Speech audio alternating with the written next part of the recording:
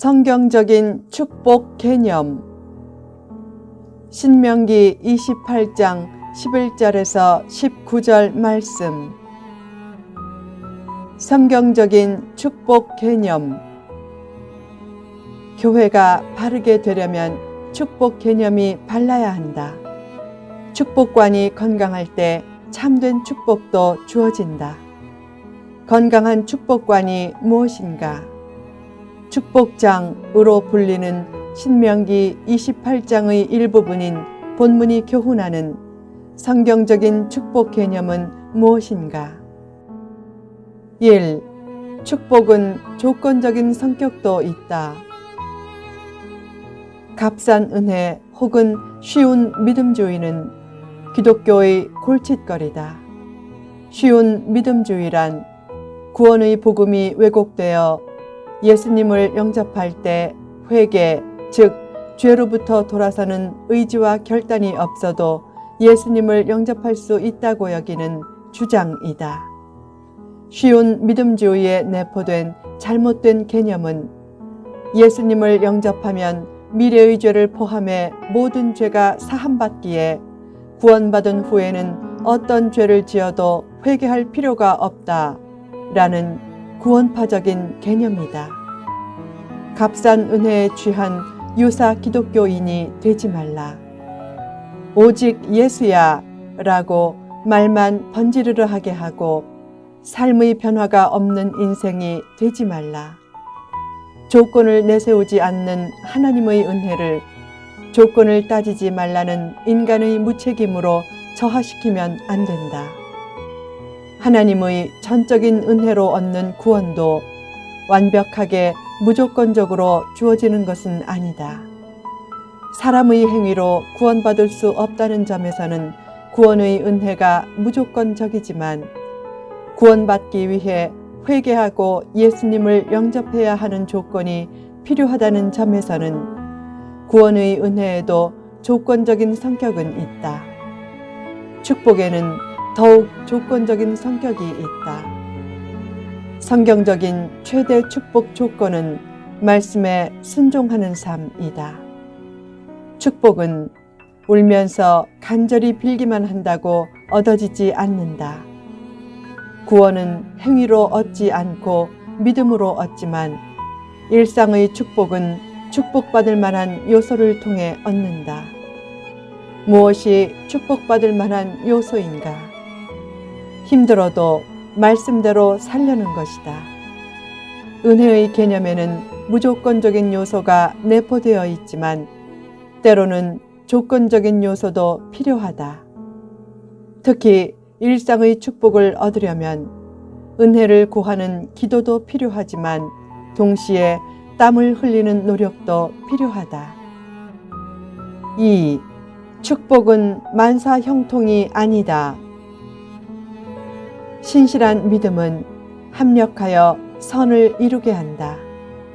그런 의미에서 성경적인 축복이 만사 형통의 요소를 어느 정도 내포하지만 그 만사 형통의 의미가 내가 원하는 대로 모든 것이 무조건 다 잘 된다는 의미는 아니다. 신명기 28장에 언급된 축복들을 너무 좋아하지 말라. 축복을 언급하면서 곳곳에서 축복 조건도 동시에 언급하기 때문이다. 축복 조건을 언급한다는 것은 성경적인 축복이 무조건적인 만사 형통의 축복은 아니라는 암시다. 성경적인 축복은 만사 형통의 축복이 아닌 일체의 비결을 가진 축복이다. 예수님을 믿어도 다 잘 되는 것은 아니다. 하나님의 약속에는 축복 약속도 있지만 심판 약속도 있다. 하나님의 축복만 바라지 말고 하나님의 저주를 두려워할 줄도 알라. 사탄과 문제는 두려워하지 말되 하나님의 심판은 두려워하라. 이스라엘은 하나님의 말씀에 불순종해서 저주를 받아 나라도 없이 2000년 가까이 전 세계에 흩어져 수많은 멸시와 미움과 학대를 받았다. 2차 세계대전 때는 600만 명이 나치에 의해 학살당했다. 선택받은 이스라엘이 저주받은 민족처럼 된 것은 하나님을 떠났기 때문이다. 하나님을 버리면 수모와 고통이 기다린다. 구원받은 성도가 지옥은 면해도 불순종으로 인한 환난과 고통까지는 면제받지 못한다. 하나님의 뜻에서 이탈시키는 내면의 금송아지를 버리라. 바쁘다고 말씀과 기도의 자리를 멀리하지 말라. 자신은 물론 자녀도 우상으로 삼지 말라. 자녀를 너무 생각해서 하나님의 일이 지장받게 하지 말라. 내 자녀도 결국은 하나님의 자녀다.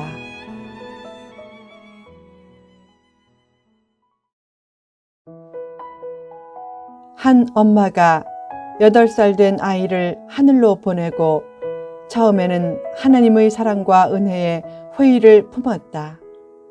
얼마 후 그녀는 눈물을 그치고 하나님께 감사하며 고백했다.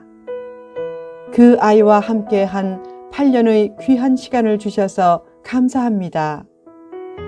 하나님을 철저히 신뢰하며 문제와 시련 중에도 하나님만 바라보고 그 상황을 이겨내라. 하나님의 말씀대로 살려고 할 때 하나님의 축복은 결코 나를 외면하지 않는다. 바울은 이렇게 고백했다. 내가 궁핍함으로 말하는 것이 아니니라. 어떠한 형편에든지 나는 자족하기를 배웠노니 나는 비천에 처할 줄도 알고 풍부에 처할 줄도 알아. 모든 일 곧 배부름과 배고픔과 풍부와 궁핍에도 처할 줄 아는 일체의 비결을 배웠노라. 모든 상황을 극복할 수 있는 일체의 비결을 가졌다는 사도 바울의 축복관이 성경적인 축복관이다. 다윗도 시편 23편 4절에서 고백했다. 내가 사망의 음침한 골짜기로 다닐지라도 해를 두려워하지 않을 것은 주께서 나와 함께 하심이라. 주의 지팡이와 막대기가 나를 안위하시나이다. 다윗은 하나님을 믿어도 사망의 음침한 골짜기로 다닐 수 있지만 주님이 함께 하시기에 해를 두려워하지 않는다고 고백했다. 성경적인 축복은 문제가 전혀 없다는 만사 형통의 축복이 아니라 어려움을 넘어서는 일체의 비결을 가진 축복이다. 3. 축복은 순종할 때 주어진다. 하나님의 축복은 시간과 함께 후손이 번성하고 영향력이 증대되면서 지경이 넓혀지고 외적인 번성이 이루어지는 축복으로도 나타난다. 성경적인 축복은 눈에 보이지 않는 내적인 축복을 소중하게 보지만 그렇다고 외적인 축복을 외면하지 않는다. 성경적인 축복은 요한 3서 2절 말씀처럼 영혼이 잘되고 범사가 잘되며 강건하게 되는 축복도 포함한다. 그 축복이 언제 주어지는가? 말씀에 순종할 때다. 말씀에 순종할 때 축복이 주어지기에 현재의 모습이 어떻든 누구에게나 축복 가능성은 있는 셈이다. 현재의 모습이 아무리 부족해도 현재의 삶도 하나님의 은혜로 주어졌음을 믿고 지금부터라도 말씀을 듣고 순종하는 길에 나서면 축복의 문도 활짝 열린다. 현재의 모습에서 은혜의 씨앗과 가능성을 발견하고 감사할 때 축복도 주어진다.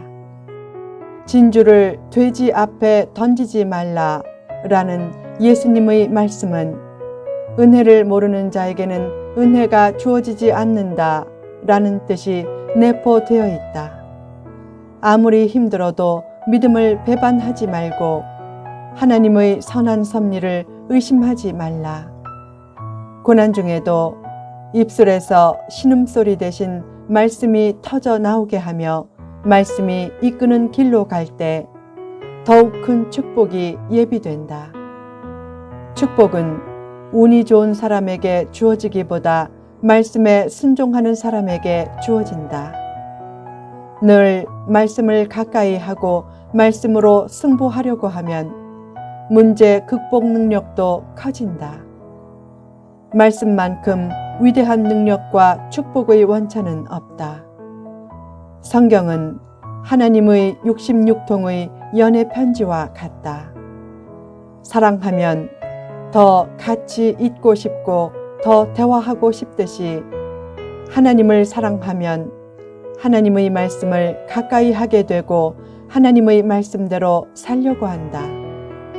말씀대로 사는 것은 하나님을 사랑하는 징표이고 그런 삶에 축복도 따라온다.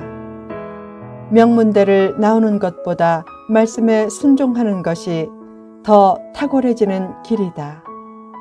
말씀에 순종하면 꾸어줄지라도 꾸지 않게 된다.